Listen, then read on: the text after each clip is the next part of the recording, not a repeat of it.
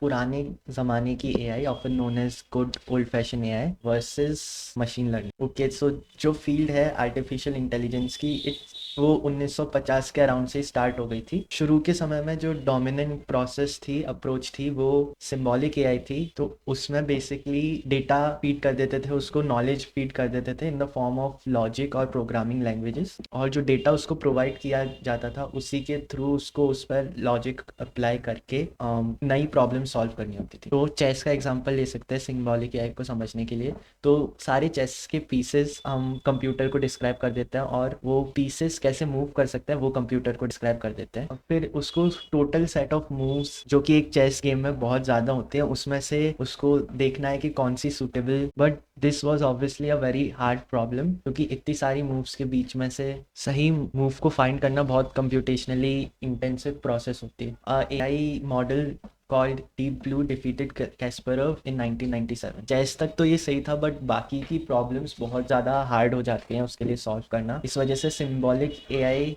की popularity 1990s तक काफ़ी डिक्रीज होने लग गई थी। एंड सिंस 1990s जो अपना नया अप्रोच है machine learning, it is being the prevalent approach in building strong AI। Okay, so machine learning में हम क्या करते हैं कि हम हार्ड कोड नहीं करते कोई सी भी इंफॉर्मेशन मॉडल में।